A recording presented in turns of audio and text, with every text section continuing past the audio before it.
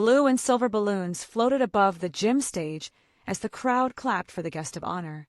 The banner said, Riverbend Community Honors, Chef of the Year. The man in the crisp white jacket lifted his hand to wave, smiling like he owned the light. My breath stopped. That face, those eyes, the way he stood, heels lined up, hands calm, pretending he was a gentle man. I felt my cane slip on the polished floor. The microphone squealed. My grandson Ethan, a freckled fifth grader, had begged me to come. Grandma, please. The chef is famous. He's helping our school kitchen. I came to support Ethan. I did not come to see a ghost in a chef's coat. But there he was, the family cook from my childhood. The man who ruled our kitchen like a quiet storm. The man who made me small. My fingers shook. The applause swelled like thunder. He stepped toward the principal for his plaque. And I heard my own voice, old, thin, and angry, rise up without my permission. Stop! The gym fell silent. Even the balloons stopped moving. I know that man, I said, my voice steady now, the way a lake holds a secret under ice. The principal blinked. Ma'am. I raised my cane and pointed at the chef. His name is Daniel Cole. He worked in my parents' house when I was a little girl. And what I know about him, my throat tightened, faces leaned in. Parents held their children closer. The chef's smile didn't falter, but his eyes flicked to the exit. I took one breath, then another. I could feel 8 decades of winter lift off my chest. What I know, I said, is why I never liked the smell of rosemary after dark. A gasp rolled across the bleachers. And then, before anyone could speak, the fire alarm shrieked and red lights began to spin over the stage. My name is Janet Smith. I'm an 82-year-old retired school counselor from Cedar Falls, Iowa. I've kept my hair the same soft blonde I had when I was a girl, though now it lives in a neat bun and needs extra pins on windy days. I don't have many friends left. The years swept some away and distance kept the rest. But I have my faith, my garden, my grandson Ethan, and a stubborn habit of telling the truth, eventually. People think old age makes you forget. Sometimes it does. Sometimes it makes you remember too much. When I was a child, my parents were always busy. My mother was a hospital administrator who lived by the beep of pagers and the glare of white hallways. My father was a corporate lawyer who could pull an all-nighter and still make a 7 a.m. board call. They loved me, I think, in the same way they love their calendars, carefully, efficiently, from a distance. They bought me sturdy shoes and private lessons, left notes on the breakfast table, and kissed my forehead when flights were late. They hired a cook so the house would stay warm and the table would always look welcoming, even when they weren't there to sit at it. That cook was Daniel. He came with clean references and a calm voice.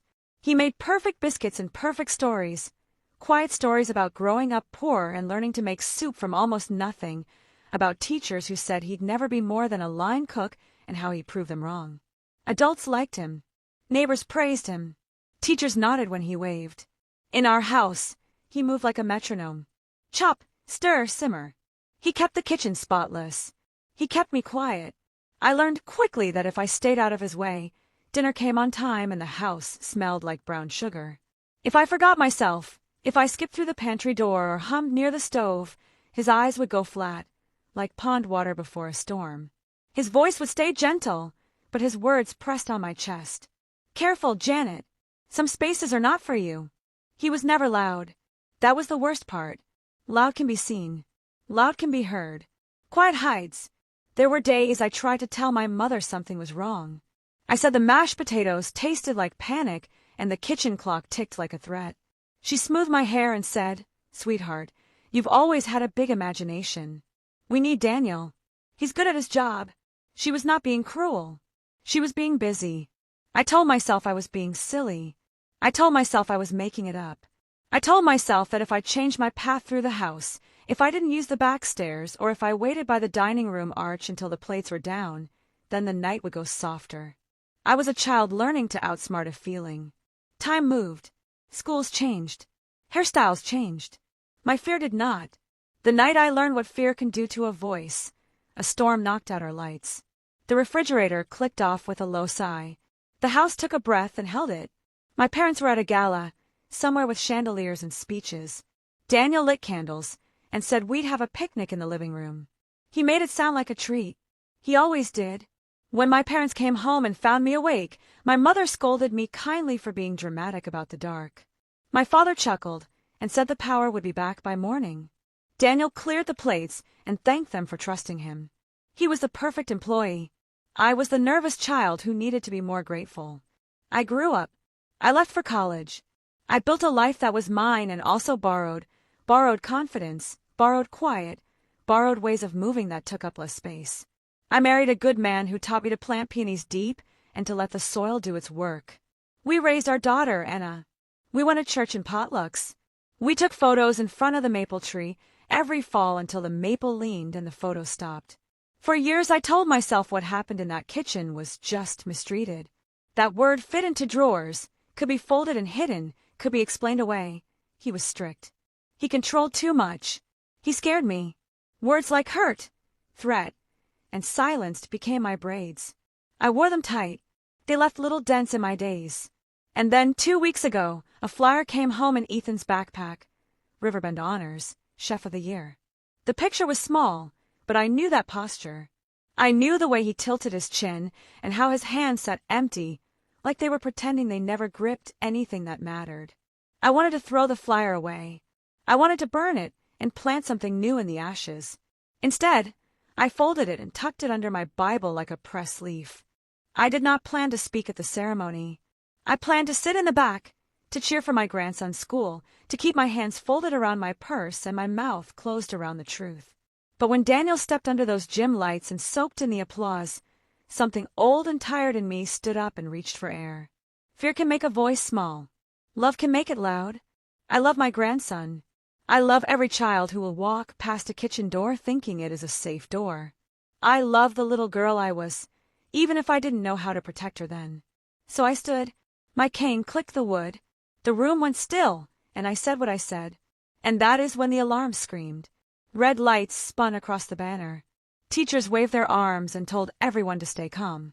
The principal reached for the microphone and fumbled it. Parents covered ears. Children squealed. In the glare and noise, Daniel stepped back, just one heel, the smallest step, but I saw it. He looked at the side exit, the gym doors.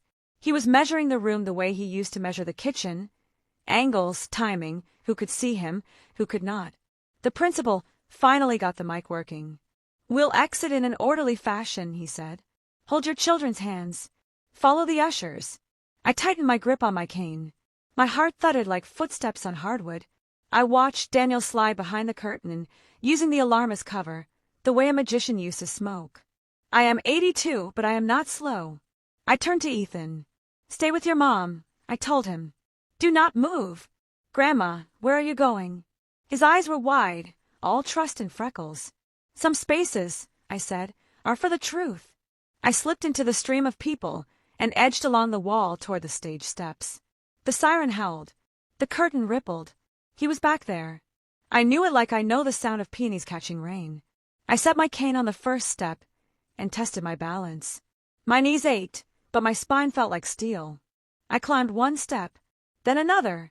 Behind the curtain, a shadow moved. I pushed the fabric aside, and I heard a voice I hadn't heard in 60 years, calm, gentle, practiced, say my name like a question he already knew the answer to. "Janet!" The moment I heard my name slip from his lips, the years rolled back in a rush so violent I almost lost my balance on the stage step. My heart thundered in my chest. My grip on the cane tightened until my knuckles turned white. "Janet!" he repeated, stepping out from the shadow. His hair had gone silver, cut close at the sides, but his posture hadn't changed. Upright, confident, a man who still believed he owned the room he stood in.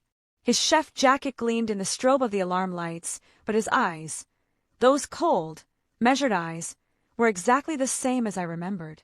The gym buzzed with panic outside the curtain. Teachers corralled children, parents shouted names, sneakers squeaked across the hardwood floor. But behind that curtain, it was just him and me. The same way it used to be in my parents' house. Quiet, closed in, no witnesses. I swallowed. "Don't you dare say my name." He tilted his head, lips curling into the smallest of smirks. Still dramatic, I see. The rage that rose in me surprised me. For decades I had buried it, pressed it down with excuses and silence. But standing there, cane shaking in my hand, I realized how heavy that silence had been and how light anger could feel. "You should leave," I told him. "Tonight. Don't come back here. Don't ever let me see your face again." He didn't flinch, didn't even blink. Instead, he stepped closer, closing the distance between us with a slowness that made my skin prickle. "You think anyone will believe you? After all these years?" His voice was low, calm, the same voice that had once made me freeze as a child. I felt the curtain brush against my back. My knees wavered, but I forced myself to stand tall. I was 82 years old, yes, but I had lived long enough to know something he hadn't learned. Shadows don't last forever when you drag them into the light. I raised my chin. They'll believe me, because I will not stop until they do. Something flickered in his eyes, just for a second. Not fear, not shame, but calculation. He was measuring me again, like I was still a little girl by the kitchen door. Before he could speak again, a security guard burst through the curtain. "Sir, everyone needs to evacuate."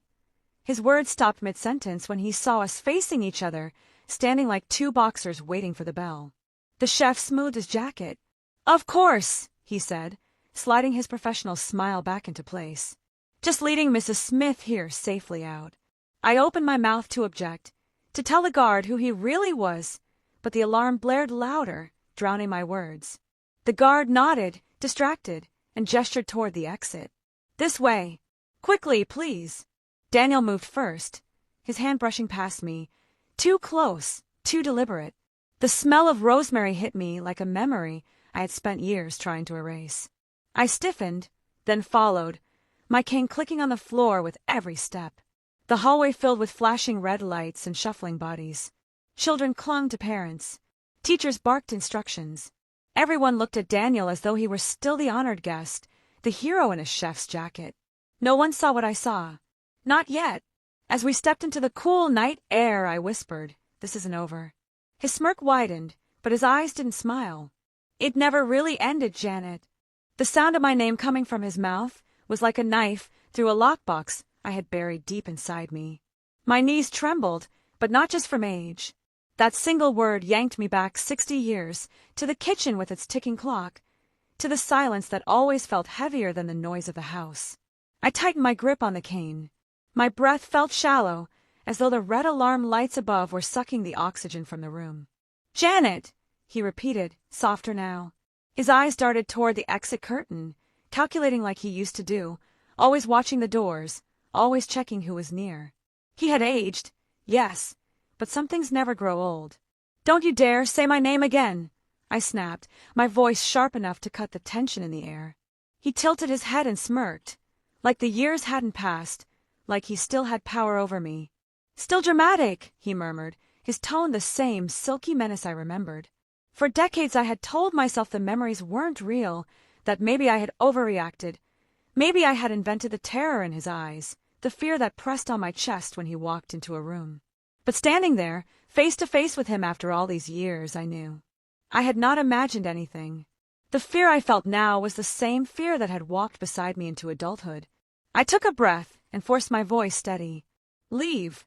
Leave this school, this town, this state. If I see your face again, I will not stay silent." He moved closer, too close. My cane clattered against the stage, step as I steadied myself. The smell of rosemary and garlic lingered on him, the same smells that used to haunt the air of our home kitchen at night. "You think anyone will believe you?" His voice dropped to a whisper only I could hear. "After all these years? You're an old woman. I'm respected. I'm honored. Look around you." The curtain behind us quivered as the crowd moved toward the exits. The gym roared with confusion and sirens. He was right about one thing. In that moment, everyone outside still saw him as the celebrated chef, the man who had given scholarships to the school, the man shaking hands with principals and smiling for cameras. No one saw what I saw, but that was going to change. "They'll believe me," I said, though my voice wavered, "because I will not stop until they do." His eyes narrowed for just a moment, then he pulled his mask back into place, smiling with that calm, unbothered expression that used to make adults think he was a saint. The security guard rushed through the curtain, distracted by the alarms. Sir, ma'am, this way please. We need to clear the stage. Daniel nodded smoothly. Of course, he said, his voice friendly, professional, convincing. I was just helping Mrs. Smith here. The guard barely looked at me, already moving toward the exit. I wanted to scream the truth right then and there, but the sirens drowned my voice. The guard's attention was on the crowd, and Daniel knew it. He brushed past me deliberately, his shoulder grazing mine, his voice low enough that only I heard. It never really ended, Janet. The hallway was chaos. Children crying, parents calling names, teachers guiding them out like a flock of panic birds. Red lights flashed against the walls. My cane clicked steadily against the linoleum floor as I followed, my chest burning with anger. I thought of my parents, how they had always been too busy to notice. My mother with her white coat and hospital hours. My father with his suits and endless case files. They believed the house was safe because they paid for safety. They never saw the shadows that stretched behind the kitchen door. A memory flashed. I was 8 years old, sitting at the kitchen table with a bowl of oatmeal. My father had left early for court. My mother was already at the hospital. The morning sun was bright, but I remember feeling cold. Daniel stood by the stove, stirring. He looked over his shoulder at me and smiled. To anyone else, it would have been an ordinary smile. To me, it was the warning. Don't speak. Don't move. I had learned then that silence was survival. But not anymore. As I stepped into the cool night air outside the school, I felt something shift inside me. I wasn't just a frightened girl anymore. I was Janet Smith, 82 years old, retired counselor, grandmother. I had spent decades listening to other people's stories of pain, encouraging them to speak their truth. And yet I had hidden mine. Not anymore. The parking lot swarmed with parents and kids. Teachers tried to keep order. Police sirens wailed in the distance, responding to the fire alarm. I scanned the crowd for Ethan. He stood clutching his mother's hand, his freckled face pale in the flashing lights. Relief washed over me. I had promised him I would be there tonight. I couldn't let fear steal that promise away. Then I looked back toward the building. Daniel was standing near the main doors, talking calmly to the principal as though nothing had happened. Smiling, shaking hands, even pointing toward the fire truck like he was helping organize the evacuation. No one saw what I saw, the way his eyes kept scanning the crowd, checking corners, measuring distance. Just like before, always calculating, always hiding behind a mask. I took a step toward him, but a strong hand caught my arm. It was Ethan's mother, Anna, my daughter. Mom, are you okay? You look pale. I tried to answer, but my throat closed. How could I tell her now? Here, in front of everyone. She squeezed my arm. Let's just get home. I nodded, though my eyes never left Daniel. He looked back at me then, and for the first time since we locked eyes in that gym, his smile faltered. Just for a moment. And then, something happened I will never forget. As the firemen rushed into the school to reset the alarm, one of them turned back and called out, "Principal, we found what set it off. It wasn't an accident. Someone pulled the alarm on purpose." Gasps rippled through the crowd. Parents murmured. Teachers looked confused. I turned my gaze back to Daniel. He wasn't smiling anymore. His jaw was tight. His hands were buried in his jacket pockets. He caught my eye, and in that split second I knew. He had pulled the alarm. But why? Before I could move, before I could even breathe, a small voice called from the crowd. "Grandma, look!" I turned and froze. Ethan stood holding a folded piece of paper he'd found on the ground. He opened it, his young hands trembling. His eyes widened as he read aloud. "She talks, she disappears. Signed, DC." The crowd hadn't heard him. Only I had. My cane slipped from my hand. The world tilted, because I knew what those letters meant. The night air turned colder the moment I heard Ethan's small voice. He held up the paper like it was a treasure, but I knew better. My heart dropped to my stomach. "She talks, she disappears. Signed, DC." The letters burned into me. DC Daniel Cole. He had signed it boldly, like a challenge, like he was daring me to act. I snatched the paper from Ethan's hands before anyone else could read it. My fingers trembled as I folded it quickly, pressing it against my chest. "What does it say, Mom?" Anna asked, frowning at me. "Nothing." I lied, stuffing it into my purse. My voice cracked, and I could feel Anna's suspicious eyes on me. But I couldn't let her know. Not yet. Not here. Not with him watching. I glanced back toward the doors. Daniel stood with the principal, his expression calm, but his eyes were fixed on me and my purse. He knew I had seen it. A chill raced down my spine. The crowd slowly began to come. Parents gathered children, police checked the school, and the firemen confirmed it had been a false alarm. People started filing back toward their cars, murmuring about how strange it all was. But no one suspected the truth. Only me, because I had lived under his shadow before. As we walked toward Anna's car, I felt the weight of the paper in my purse pressing against me like a stone. Every step I took made the words echo louder in my mind. She talks, she disappears. Disappears. The word clawed at my chest. Mom, Anna said, opening the passenger door for me. You're pale as a sheet. Are you sure you're all right? I tried to smile, but it felt like cracking glass. Just tired. It's been a long night. Ethan piped up from the back seat, his voice innocent. Grandma, who's DC? My pulse jumped. I swallowed hard.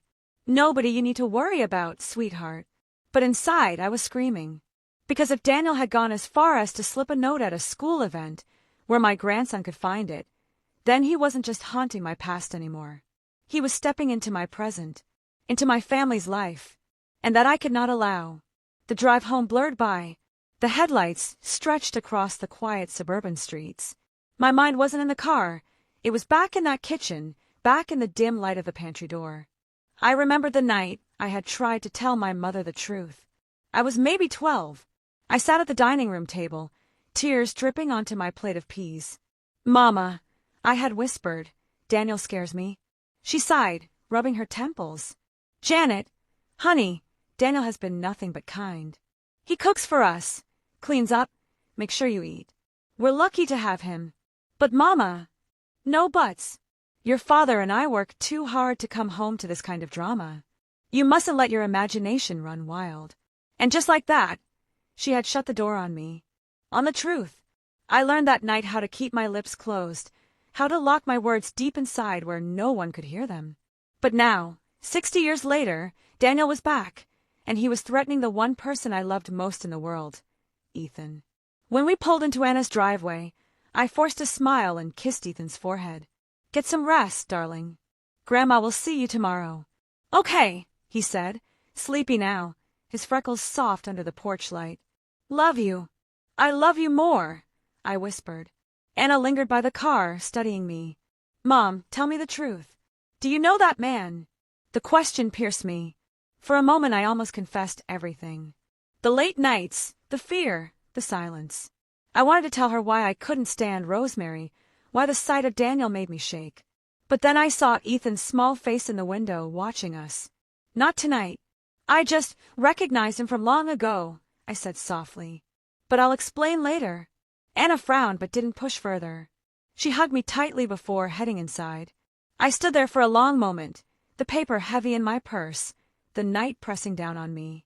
Then I turned and walked back down the street, cane tapping against the pavement, my heart heavy with a mix of dread and determination. Back at my house, the silence felt suffocating.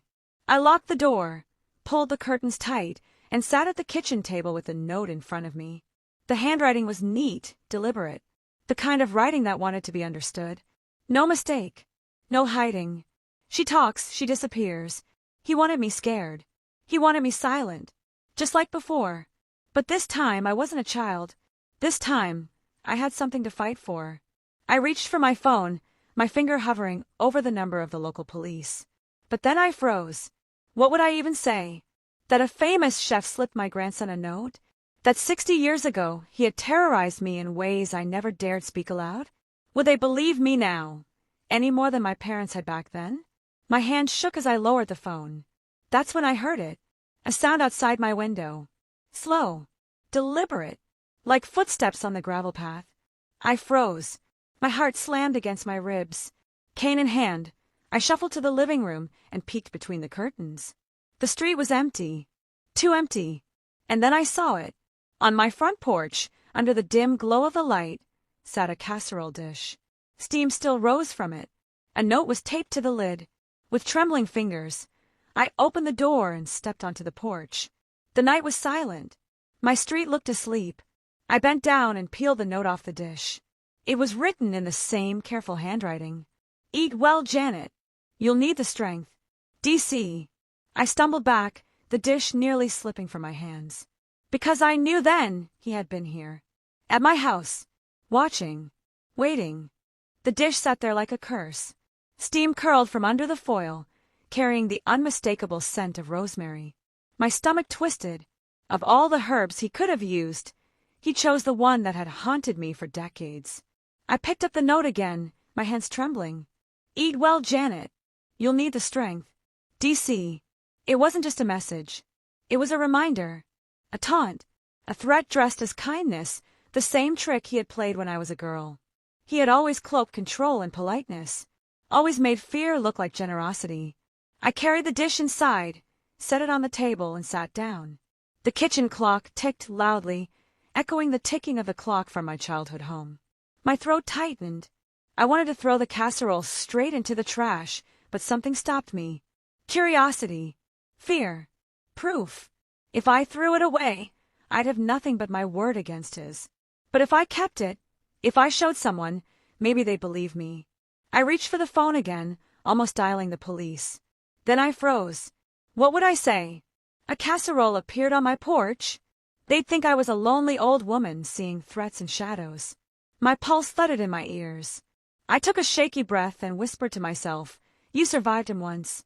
You'll survive him again. Sleep didn't come that night. Every creak of the house, every whisper of the wind against the shutters, made me jolt awake. I left the lights on, sitting in my chair with the cane propped beside me. My eyes burned with exhaustion, but I refused to close them. As dawn broke, I made myself tea and forced my hands to stop shaking long enough to hold the cup. Outside, the street was quiet, ordinary. But nothing felt ordinary anymore. I decided I couldn't keep this to myself any longer. Anna deserved to know. Ethan deserved to be safe. That morning, Anna arrived to check on me. She walked in with coffee and muffins, smiling the way she always did, but her smile faded when she saw my face. Mom, you look like you haven't slept at all. What happened? I led her into the kitchen and pointed at the casserole dish. She frowned, confused. Someone left this on my porch last night, I said. She lifted the foil, sniffed it. It's just food. What's the big deal? My voice cracked. It was him. Daniel Cole. He left it. He wrote me a note. Anna blinked. The chef? Mom, are you sure? I opened my purse, pulled out the folded paper from last night's ceremony, and placed it on the table. Then I showed her the second note. She read both, her brow furrowing deeper. Mom, this doesn't make sense. Why would he? Because he's always been like this, I whispered. Always watching. Always controlling. Since I was a child. Her eyes snapped up to mine. What do you mean, since you were a child? For the first time in 60 years, I let the words spill out. The late nights. The fear.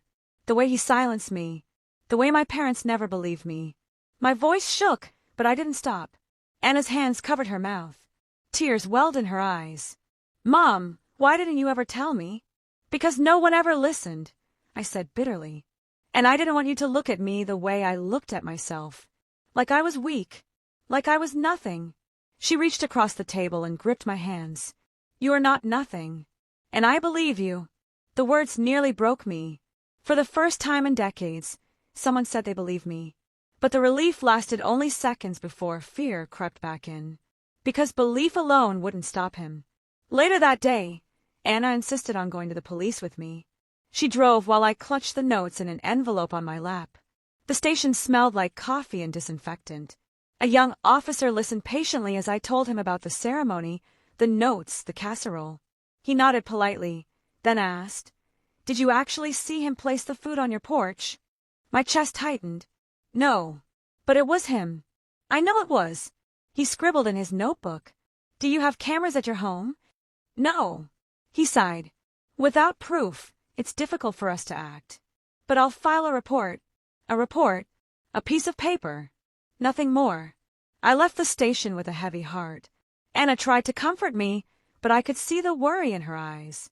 That evening, I sat by my window, staring at the street, determined not to be blindsided again. Hours passed. The street lamps hummed. My neighborhood was quiet. Too quiet. Then I saw him, a figure standing under the far street light. Hands in his pockets. Not moving. Just watching. My breath caught. Even from that distance, I knew the shape of those shoulders. The tilt of that head. Daniel. He didn't come closer. Didn't knock. Didn't move. He just stood there, a shadow under the lamp, reminding me that he was still here, still watching. I lifted my phone with trembling hands and aimed it at him, snapping a picture. But when I checked the screen, the image was blurry, the light too dim. It looked like nothing more than a shadow. When I looked back up, he was gone. The street was empty. Sleep eluded me again. My body was weak, but my mind was a storm. By morning, I knew one thing. If the police wouldn't protect me, I'd have to protect myself. I called an old friend, Margaret, who still lived in town. She was a retired librarian, sharp as ever, and one of the few people I trusted. "Janet," she said when she answered, "you sound frightened." "I am," I admitted. "I need your help." We agreed to meet at her house the next day. I packed the notes, the casserole dish, everything I could carry as proof. But that night, something happened that made my blood run cold. As I prepared for bed, I opened my nightstand drawer to grab my glasses. Inside, tucked neatly beside my Bible, was another note. I hadn't put it there. My hands shook as I unfolded it. "You can run to your friends, Janet, but you can't hide from me. I've always known where to find you. DC." The note slipped from my fingers and fluttered to the floor. My knees buckled, because if it was in my nightstand drawer, that meant he had been inside my house, inside my bedroom. The paper slipped from my hand and drifted to the carpet like a leaf. My knees gave way, and I collapsed onto the edge of the bed. My breath came fast and shallow. Inside. He had been inside my bedroom. The thought clung to me like smoke. My sanctuary, my one safe place, had been breached. The nightstand drawer wasn't locked. The front door lock wasn't broken. He hadn't forced his way in. He had found a way, quiet and precise, the same way he always did. The note lay at my feet. "You can run to your friends, Janet, but you can't hide from me. I've always known where to find you. DC." My vision blurred with tears. For a moment, I felt like that child again, small, powerless, trapped in a house where no one believed me. But then another thought came, sharp as a knife. Not again. I wasn't that little girl anymore. I was 82 years old, yes, but I had lived through wars, buried a husband, raised a daughter, and watched generations grow. I wasn't powerless. Not now. I wiped my tears and picked up the note. My hands were shaking, but my resolve hardened. I wasn't going to let him control me again. That morning, I called Anna. My voice was flat, steady. "Mom," she asked, alarmed. "Are you okay?" "No," I said. "He was in my house." Silence. "Then what? How do you know?" I told her about the note in my nightstand. I heard her sharp intake of breath. "Mom, I'm coming over right now." "No," I said quickly. "Don't. I don't want him anywhere near Ethan. Stay home. Keep the doors locked. Please." "Then what are you going to do?" I hesitated, the words tasting strange on my tongue. "I'm going to fight back." I spent the next few hours moving through my house, checking every lock, every window, every corner. The silence pressed on me like a weight. My cane tapped against the wood floors as I searched, as though announcing to the walls that I wasn't afraid. But I was. I knew Daniel. He didn't bluff. If he left a note in my nightstand, it wasn't just to scare me. It was to remind me of his reach, his power, and maybe to remind me of my silence. I thought back to the years after I left home for college. I had worked so hard to build a life far away from the shadow of that house. I had met Robert, my husband, and for the first time I felt safe. He was kind, steady, the kind of man who held me when nightmares clawed at my sleep. But even then, I never told him about Daniel. Not once. I buried it. I told myself the past was the past, and now it had followed me home. By evening, I was too restless to stay indoors. I wrapped a shawl around my shoulders and walked slowly down the street, cane clicking against the pavement. The air was cool, crisp, the kind of air that usually calmed me. Not tonight. At the corner, I noticed a car parked beneath the streetlight. Its engine off. Windows tinted. My heart skipped. Was it him? Watching again. I stood there for a long moment, staring at the car. Then, with all the courage I could muster, I raised my cane and smacked it against the sidewalk. The sharp crack echoed down the street. I see you, I shouted, my voice stronger than I felt. You hear me, Daniel? I see you. A dog barked from a nearby yard. A curtain twitched in a neighbor's window. But the car didn't move, didn't start, didn't drive away. Finally, trembling, I turned and walked back to my house. When I looked back one last time, the car was gone. The next day, I visited Margaret, my old friend. Her cozy living room smelled of lavender and old books.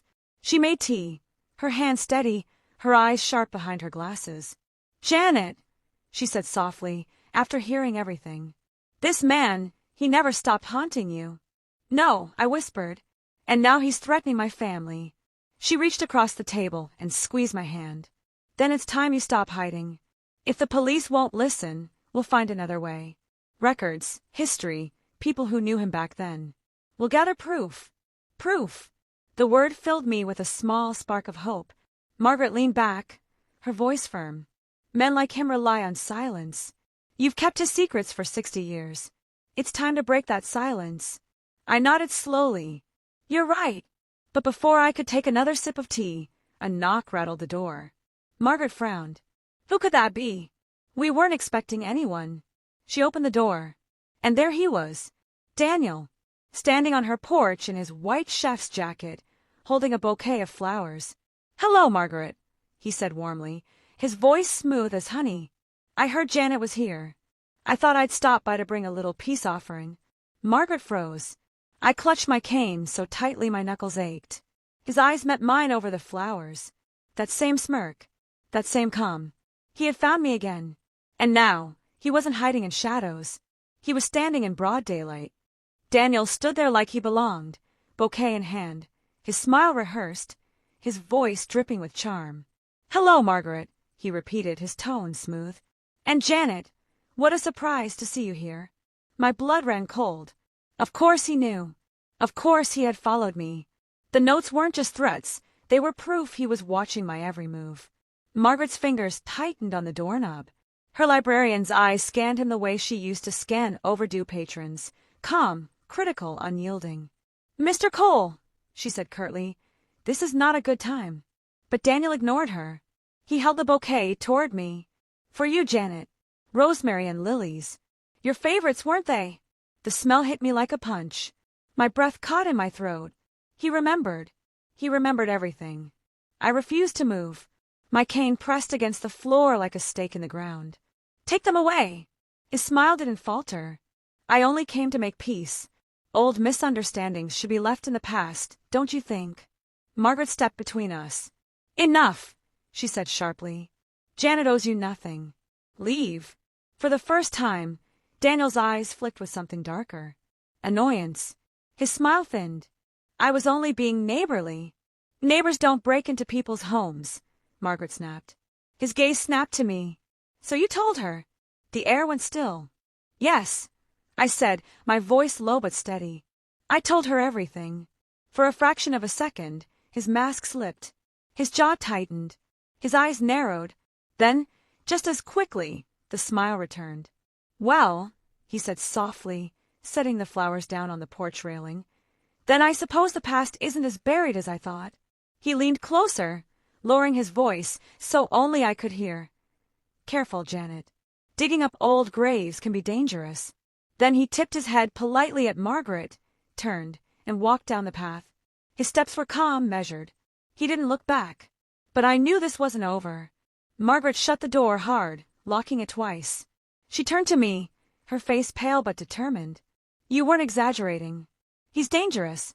I sank into her armchair, my body trembling. "He's always been dangerous. And he's not going to stop." She paced the room, her mind racing. "We need more than notes. More than flowers. We need to expose him. People trust him. He's built a reputation. But if we can prove what he's done." Her words lit something in me. Proof. Evidence. That was what I had never had as a child. My parents dismissed me because there was no proof. But now I had the notes, The casserole. The fact he had followed me to her house. Still, I knew it wouldn't be enough. He was clever. He knew how to charm, how to smile his way out of suspicion. I leaned forward, my voice trembling but fierce. Then we catch him in the act. Margaret raised an eyebrow. Janet, that's dangerous. I don't care. I gripped my cane. I won't let him haunt Ethan the way he haunted me. If the police won't help, then I will. That night, back in my house, I set the casserole dish in plain view on the table, the notes beside it. My phone sat next to them ready. I left a small lamp burning and kept my cane by my side. Sleep was impossible. Every creak made my heart jump. Every gust of wind against the shutters felt like a knock. Around midnight I heard it, the soft scrape of gravel outside. I froze. My pulse hammered in my ears. Slowly I reached for my phone, hands shaking. The front porch light clicked on automatically, triggered by motion. And there he was, Daniel, standing at my door again. No bouquet this time. No casserole. Just him, hands in his pockets. Calm as ever. He didn't knock. He didn't ring the bell. He just looked straight at the door, straight at me, as though he could see through the wood. I lifted my phone and started recording. He stepped closer, his lips curving into that same practiced smile. Then, he raised one finger to his lips. Sure. And without a sound, he pulled something from his pocket and slid it under my door. I didn't move until he was gone. His footsteps faded into the night, the porch light flickered off, and silence returned. With trembling hands, I bent down and picked up the object. It wasn't a note this time. It was a photograph. A photograph of Ethan, my grandson, walking home from school. The photograph slid across my trembling hands. Ethan's freckles, his little backpack, his baseball cap turned backward, frozen in glossy paper. My sweet boy, caught in the lens of a predator. My breath came shallow, ragged. My cane clattered to the floor as I clutched the picture to my chest. He wasn't just haunting me anymore. He was circling my grandson. For 60 years I had carried my silence like a stone. Now silence was no longer just my burden, it was a danger to Ethan. I picked up the phone, hands shaking, and dialed Anna. She answered groggily. Mom, it's after midnight. What's wrong? My voice cracked. He left a picture, Anna. A picture of Ethan. There was a long pause. Then her voice turned sharp. What? Are you serious? I choked back tears. He's watching him. He knows where he goes to school, where he walks home. He's sending me a message. Anna's breathing quickened. That's it. I'm calling the police right now. No, I said, my words firm even as fear shook me. Not yet. They didn't believe me last time. They'll say it's nothing again. We need proof, real proof. Something they can't ignore. Anna hesitated. And how do you expect to get that? I stared at the photograph, anger burning through my fear. We make him show himself. We catch him in the act. The next morning, Margaret came over, her expression grim, when I showed her the photograph. She set her teacup down with a sharp clink. This man is escalating, she said flatly. He's not just threatening you anymore. He's threatening your family. That's how abusers work, Janet. They push where it hurts most. Her words were steady, clinical, but her eyes were fierce. We have to document everything. Notes, pictures, flowers, this photograph. Every single thing he leaves behind. I nodded. But that won't stop him. No, she admitted. But it builds a case. Her words reminded me of my years as a counselor. How many children had I urged to speak up, to keep records, to trust that someone would listen? And yet I had silenced myself all these years. Not anymore. I opened my drawer and pulled out an old cassette recorder Robert had once used for sermons at church. If he wants to keep talking to me, I'll record every word. Margaret's brow arched. And if he doesn't talk, then I'll make him. That afternoon, Anna insisted on driving Ethan to school herself. I sat in the passenger seat, my purse heavy with the photograph and recorder. My eyes scanned every car, every corner, searching for him. Ethan, blissfully unaware, chattered in the back seat about dinosaurs and a spelling test. His innocence was both my comfort and my terror. When we pulled up to the school, I kissed his forehead and whispered, "Stay close to your mom, sweetheart." He wrinkled his nose. "I always do, Grandma." Anna gave me a worried look as we watched him join his classmates. "Mom," she said quietly. This is getting out of hand. If something happens. Nothing will happen, I said, though my voice wavered. Because I won't let it. That evening, I set my trap. I left my porch light on, the notes and casserole dish still visible through the front window. I sat in my armchair with the recorder on the table beside me, my cane leaning against my leg. The night dragged on. My eyelids grew heavy. The house creaked and groaned, but I forced myself to stay awake. Then footsteps. Soft, deliberate, crunching the gravel outside. My heart pounded as I clicked the recorder on. The porch light flicked on. There he was again. Daniel. Calm. Smiling. This time, he carried nothing. No flowers. No casserole.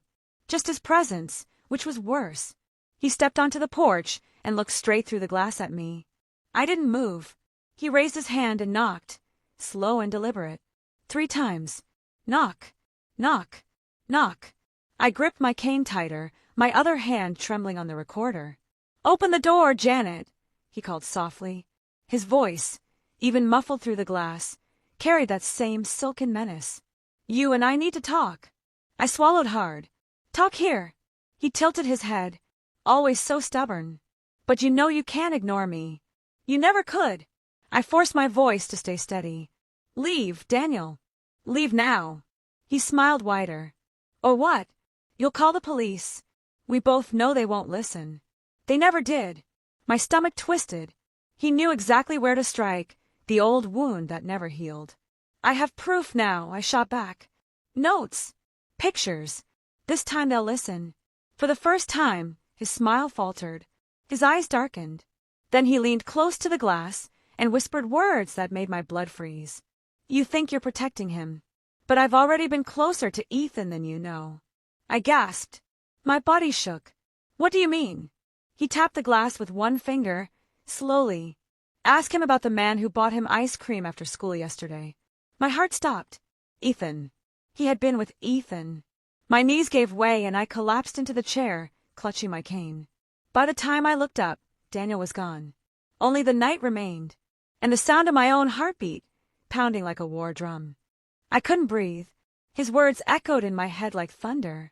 Ask him about the man who bought him ice cream after school yesterday. Daniel had been close to Ethan. Too close. The fear was so sharp it almost stole my voice. But fear wasn't going to save Ethan.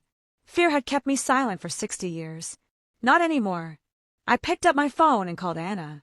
My hand shook so badly I almost dropped it. She answered on the first ring. Mom. My throat was tight. Anna, listen to me carefully. Did Ethan mention a man buying him ice cream yesterday? There was silence, then the sound of Anna moving quickly, her voice urgent. Ethan, come here a minute. I held my breath as muffled voices came through the line. Ethan's sweet little voice floated in. Yeah, Mom. A nice man bought me a cone after school. He said he knew Grandma. My vision blurred. Anna's voice turned sharp. What did he look like? Ethan thought for a second. White hair. Tall. He smelled like food. He said his name was Mr. Cole. My chest clenched. Anna came back on the line, her voice trembling with rage. It was him, wasn't it? Yes, I whispered. It was him. Anna cursed under her breath. That's it. We're not waiting anymore. We're going to the police tonight. But I shook my head, even though she couldn't see me. No. He's too careful. Too charming. They'll brush it off like they always do. We need more. We need something undeniable. Anna's voice cracked. Then what do we do, Mom? I swallowed hard. We trap him.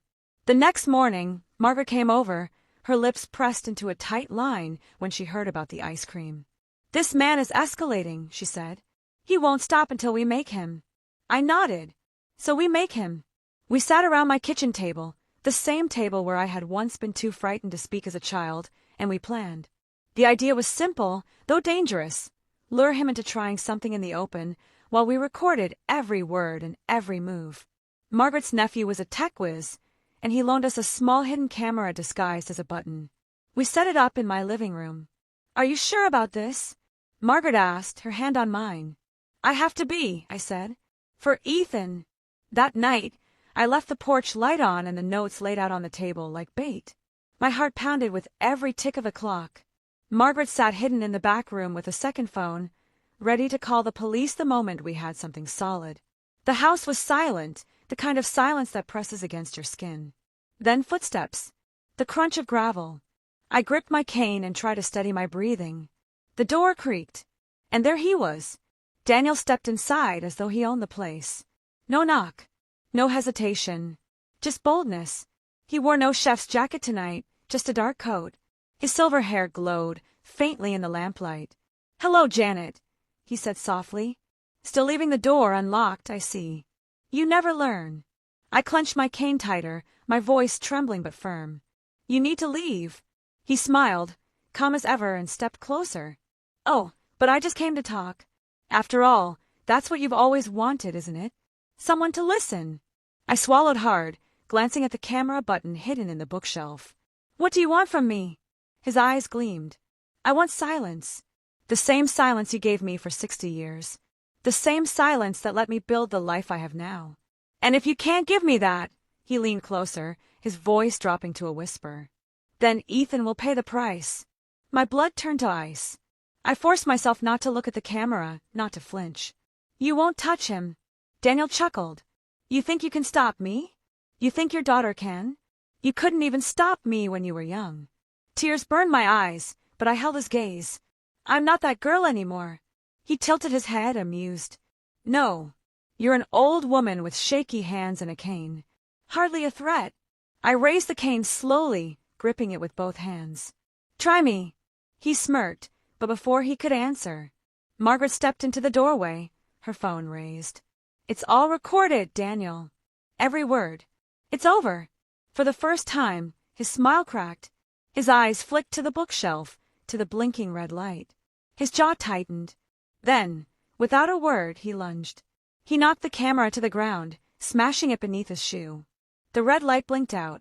Margaret gasped. Daniel turned back to me, his smile returning like a mask. "You think you can trap me, Janet? You'll need more than that." He brushed past me, calm as ever, and walked out the door into the night. Silence filled the house. My body shook so badly I nearly collapsed.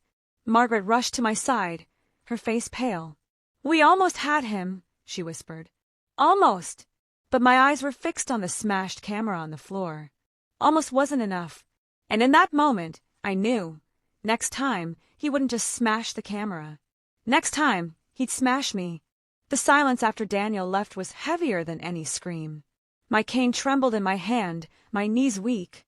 The smashed camera lay on the floor like proof of failure, its blinking light gone. Margaret picked it up, her face pale. "We almost had him," she whispered again. "Almost doesn't protect Ethan," I said, my voice raw. "Almost doesn't stop him." She gripped my shoulder. "Then what now?" I sank into the chair, staring at the shards of plastic. My pulse pounded in my ears. I had spent a lifetime hiding, hoping silence would be safety. But silence had become the weapon he used against me. "Not anymore. I'll go public," I said suddenly. Margaret blinked. "Public? Janet, do you know what you're saying?" "Yes," I said firmly, fire rising in my chest. "For 60 years I've been quiet. That's how he survived. People trust him because no one dares to say otherwise. But if I speak, if I tell the world what he's done, then he can't hide anymore." Margaret hesitated. "He'll fight back. He'll smear your name. People will doubt you." "I know," I said, tears burning my eyes. "But I don't care anymore. They can doubt me all they want. But they won't doubt the fear in my voice. They won't doubt a grandmother fighting for her grandson." Margaret studied me, then slowly nodded. "If you're ready, then I'll stand with you." The next morning, I called Anna. She listened in silence as I explained. At first, she was angry, terrified even. "Mom, going public will put a target on your back. He'll come after you harder." "He already has," I said. "He was in my house, in my room. He gave Ethan ice cream. He left me notes in drawers. He's already coming after me. Going public is the only weapon I have left." Anna's voice cracked. "What if no one believes you? Then at least I'll know I finally told the truth." Silence hung on the line. Then I heard her take a shaky breath. "If you're doing this, you're not doing it alone. I'll be there." Her words gave me strength. For decades, I had been the little girl no one believed. Now, for the first time, my daughter stood beside me. That afternoon, Margaret arranged for us to meet with a journalist she trusted, a woman named Claire, known for digging into stories others ignored. We met at a small cafe, the kind with chipped mugs and peeling wallpaper. I sat across from Claire, my notes trembling in my hands. She was younger, sharp-eyed, her pen poised over her notebook. "Mrs. Smith," she said gently, "tell me everything." And so I did. For the first time in my life, I let it all out. The nights in the kitchen, the silence of my parents, the years of fear, the notes, the casserole, the photograph of Ethan. My voice cracked, but I kept speaking. Tears blurred my vision, but I didn't stop. Claire listened without interrupting, her pen scratching furiously. When I finished, she leaned forward. "If what you're saying is true, and I believe it is, then this man is dangerous. But I'll need more than words. Do you have proof?" I slid the envelope across the table. "The notes, the photograph." She examined each carefully, her brow furrowing. "This is enough to start," she said finally. "I'll dig into his past. Records, references, people he's worked for. If he's done this before, there will be patterns. You're brave for speaking up, Mrs. Smith." Brave. I didn't feel brave. I felt old, tired, and terrified. But for Ethan, I would be brave. That night, I felt lighter, as though a weight had shifted off my chest. For the first time in years, I wasn't hiding. I had spoken, but peace didn't last. At midnight, a crash shattered the silence. Glass breaking. I jolted awake, my cane clattering to the floor. My heart pounded as I shuffled into the hallway. The kitchen window was smashed. Cold air blew in. Shards of glass glittered on the floor like ice. And on the table, where I had left the casserole dish, sat something new. A knife. Its blade gleamed under the lamplight, the handle wrapped in a neat bough of rosemary. Beside it, a single note in the same careful handwriting. "You should have stayed silent, Janet. Now you'll see what happens when you don't. D.C." My scream caught in my throat, and then I heard it. Footsteps upstairs. Inside my house. He wasn't just leaving threats anymore. He was here. The sound of footsteps above my head froze me in place. My whole body trembled, but my mind sharpened in a way it hadn't in years. He was upstairs. In my house. I gripped my cane with both hands, my pulse hammering in my ears. The knife with its rosemary bough sat on the table like a taunt, but I didn't need it. I had lived with this cane for years. It steadied me. Yes, but tonight, it would defend me. "Daniel!" I called, my voice cracking but loud. No more hiding. No more whispers. "You want me? Come down and face me." The house went silent, the kind of silence that makes every hair on your neck rise. Then, slow and deliberate, I heard his steps on the stairs. One after another. Calm. Confident. He appeared in the doorway, silver hair glinting in the lamplight, eyes gleaming with a predator's calm. "You should have stayed quiet, Janet," he said softly. "You were always better that way." Something inside me snapped. 60 years of silence, 60 years of fear, 60 years of letting him win. It all boiled over. "No," I said, my voice steady now. "I was a child then. I am not that child anymore." His smile twisted. "You're still weak. Still trembling. Look at you." I raised the cane, my knuckles white. Trembling doesn't mean weak. It means I've survived. His eyes narrowed. For the first time, his calm cracked. He stepped closer, his voice dropping low. "If you keep talking, Janet, you'll regret it." I lifted my chin. "Then let me regret it." The confrontation unfolded like a storm. He lunged, reaching for the notes still scattered on the table, but I swung the cane with a force I didn't know I still had. The wood cracked against his arm, and he stumbled back, shocked. "You think you can fight me?" he hissed. "I already am," I spat. The recorder on the shelf, Margaret had replaced it after the last one broke, blinked red. It was capturing every word. Daniel noticed it too late. His eyes flicked to it, then back to me, fury in his face. "You'll never win," he growled. "They'll never believe you." I stepped closer, cane steady now. "Then let them hear you say it yourself." He froze, realizing what I meant. The recorder had him on tape, his threats, his admissions, his fury. For the first time, I saw something in his eyes I had never seen before. Fear. The front door burst open. "Mom!" Anna's voice rang through the house. Behind her, Margaret and 2 police officers rushed in. Daniel spun, his mask slipping entirely now. "She's lying. She's trying to ruin me." But Anna's eyes went straight to the recorder, blinking red. Margaret pointed at it, her voice sharp. "Everything is on tape." The officers moved quickly, restraining him as he thrashed and shouted. For all his years of control, all his calm, now he was nothing but a cornered animal. I stood there, breathing hard, tears spilling down my cheeks. My cane trembled in my hands, but I held it like a banner of survival. The hours that followed blurred. Statements. Questions. The notes, the photograph, the knife with its rosemary bough, all collected as evidence. The recorder sealed the case. At dawn, I sat on my porch, the first rays of light spilling over the quiet street. Anna sat beside me, her hand warm on mine. Ethan slept inside, safe at last. "Mom," Anna whispered, her eyes shining, "you did it. You stopped him." I shook my head gently. "No, sweetheart. I didn't stop him tonight. I stopped him the moment I opened my mouth and told the truth." Weeks later, Claire's article ran. "Beloved chef exposed. Survivor breaks silence after 60 years." It was everywhere. Newspapers, TV, the internet. People who had worked with Daniel came forward with stories of their own. The silence had cracked wide open. At the community center, people I had never met hugged me. Mothers thanked me. Survivors whispered that they weren't afraid to speak anymore. I stood there, my cane steady, my heart lighter than it had ever been.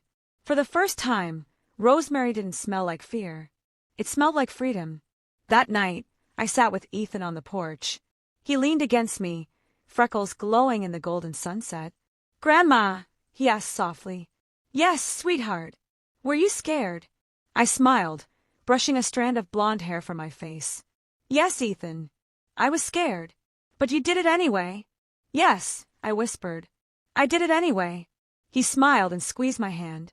"Then you're the bravest person I know."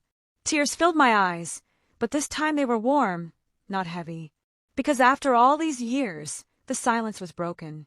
And I was free.